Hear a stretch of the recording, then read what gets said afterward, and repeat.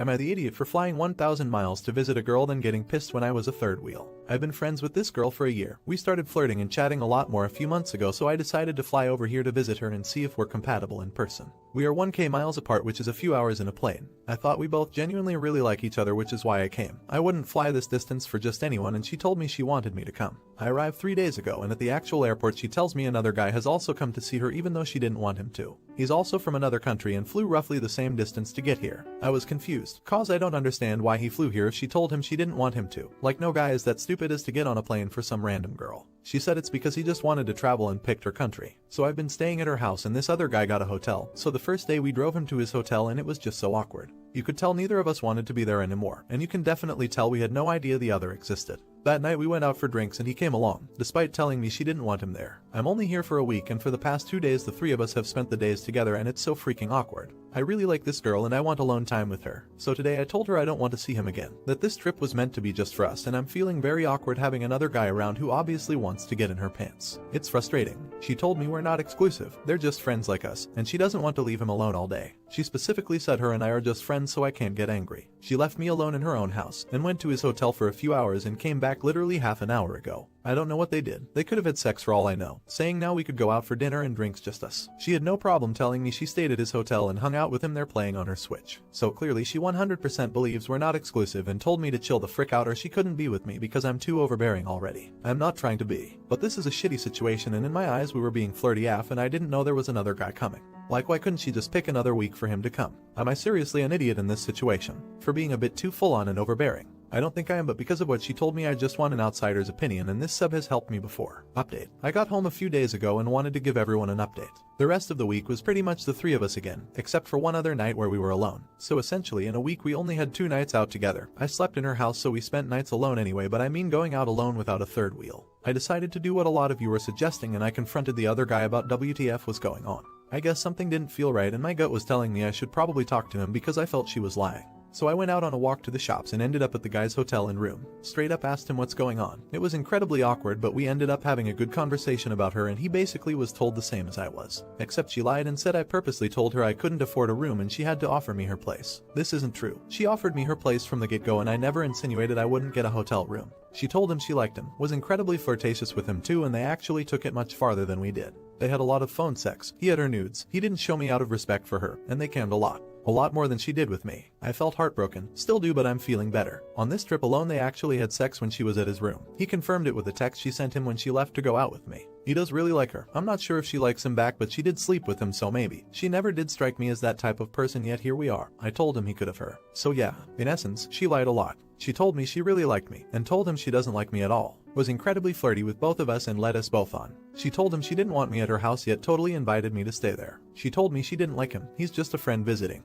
But then turns out she's had a sexual relationship with him for months, and they even slept together while I was also there. It's poop. You're an idiot. It was pretty obvious, man. The second there was another guy there, I would have questioned him, then left immediately. You live and you learn. But this lady sounds like a real piece of work, not an idiot. Dude, you're not stupid. Really. You wanted to assume the best about people, and that's a reflection of who you are as a person, that this is something you'd never imagine doing to someone else. It bit you in the ass this time, but in the long run, this trait will serve you well. Now, for the next story. Am I an idiot for telling my mom that she's the cause of all my brother's problems? I, female 33, have a sister, female 30, and a little brother, 17M. My mom, single mother. Our parents divorced while she was pregnant with my brother, was a wonderful mother to both me and my sister. However, she switched up incredibly while raising my brother, so much to the point that I offered to raise my brother instead. So my brother, who is now a junior in high school, has self-esteem issues, especially related to how he looks, weighs. He was a chubby baby, and my mom used to say negative things to him all the time, which I guess kind of ruined his self-esteem. My sister and I always called him cute, handsome, etc., but obviously our mother's words had a bigger effect on him.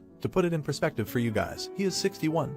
Underweight, objectively a good-looking kid, yet still finds himself ugly or fat. I, a 58 woman, weigh more than him and am at a healthy weight. Anyways, despite everything, he's still a cheerful and talkative kid who really does love our mother, and this makes me 10x angrier. Now onto the problem. I made a mess in the kitchen yesterday while doing a little baking and accidentally fell asleep on the couch due to exhaustion and forgot to clean up. My mom saw the mess and started screaming at my brother, and my brother said that he'd clean it up and that he was sorry. He basically admitted to doing something he didn't do, and when I found out, I immediately told my mom it was my fault, but she said that it was fine. I asked her to apologize to him, but she said that he was a man and that she doesn't need to. I got mad and told her that if she kept this up then her son would end up doing something drastic. She said that she wasn't doing anything, and I said something along the lines of, seriously, you're literally the cause of all his problems. I also called her a terrible mother. She got mad. She said, I didn't go through all this poop for my own daughter to take a boy's side of her own mother's. She made a lot of gender-based comments like, you're a girl, you should take my side, and he's a boy, he deserves it, etc. Then she went to her room and slept. Honestly, I'm just confused now. Also, while I don't regret standing up for my brother, I feel like maybe I shouldn't have blamed her for all his issues since it's a pretty big accusation,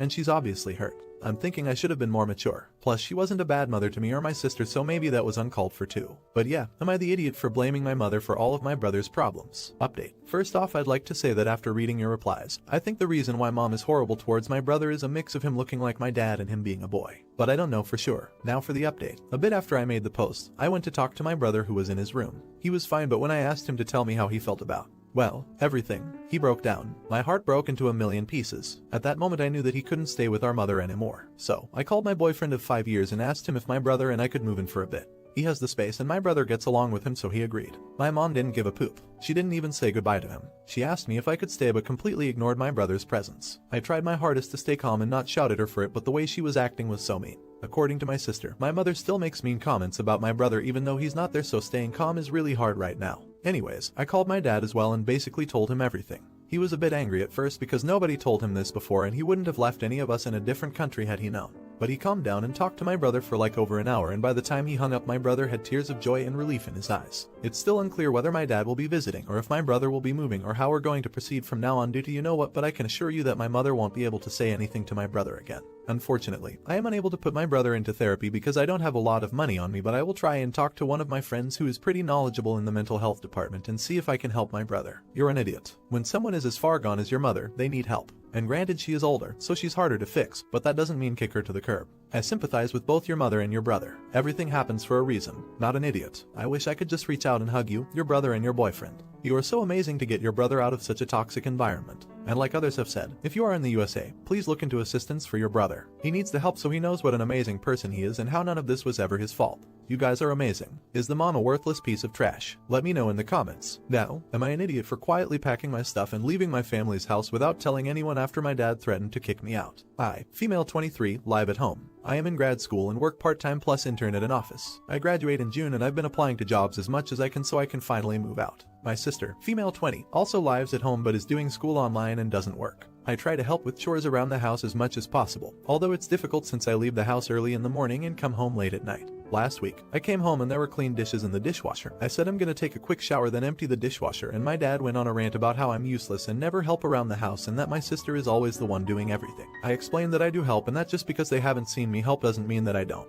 He asked me to give him an example and I told him that I took the garbage out the night before. The conversation escalated to him saying that I should shut up and not argue any longer because he can easily make me homeless if he wanted to. I said okay and went upstairs. The next morning while everyone was still asleep I packed my things and left, and I've been sleeping in my car for a week and taking showers at my gym. Later in the day after I left, my parents called and my mom texted me asking where I am when I didn't come home when I was supposed to. I didn't reply and blocked my entire family's numbers and social medias and haven't spoken to them since. They have been calling and texting my friends asking them where I am. I haven't told any of my friends that I'm sleeping in my car, so I got very confused texts from friends asking me what's going on and why my parents are asking where I am and if I'm safe and okay. I told my closest friend that I left home and that I'm safe and let her know to tell my parents that I'm fine, but I have no desire to speak to them anymore. They've been begging my friend to disclose my location and asking her to ask me to allow them to speak to me. I went to my friends yesterday and she told me that what I did was awful and that I should speak to them. I told her that they threatened to make me homeless, so I left by my own volition, but she's insisting that making them worry about my safety is a horrible thing to do, but I honestly think I just gave them what they asked for. They wanted to get rid of me, so I left. Am I an idiot for leaving and refusing to communicate with them? Edit. My mom was there when this happened and she was on my dad's side as well, so she's aware of the incident and knows that I was threatened to be made homeless. They also said that I was most likely never going to get a job and was going to stay at home forever, even though I have 2 jobs RN. Internship is unpaid though, and I'm actively looking for a full-time job, and yes, they've done this before. Update. A week after my first post, I ended up moving in with a friend who was kind enough to let me stay and pay a very small amount in rent in return. I also ended up talking to my parents and my dad apologized for his behavior and promised to never make a threat like that again, which honestly came as a shock to me, but I'm glad things got resolved between us. I let them know that I am staying with a friend and paying a small amount in rent in the meantime, and that I am in the process of finding an apartment, and they suggested that I move back in with them for free until I find a job and a place, so I took their offer and moved back home and haven't had issues with them since moving back. I finished grad school and completed my internship, and 2 weeks ago I landed a full-time job in my field. I also found an apartment that's only a 5 minutes walk from my job. I start the job next week and I move into my new place 2 weeks from now. Not an idiot. I read your previous post and realize just how often Indian parents say this to their kids without actually meaning any of it. What they don't realize is that it affects the self-esteem of children heavily. It's such a toxic dynamic that has been so normalized that they don't even realize that they're saying something so detrimental to their child's mental health. Not an idiot. It's great when someone's cruelty bites them in the butt and they have to face the consequences of their actions and cruelty. You did a great job sticking up for yourself, and hopefully your parents will keep being better. Super proud of you for graduating, getting an amazing job, and moving to a new apartment.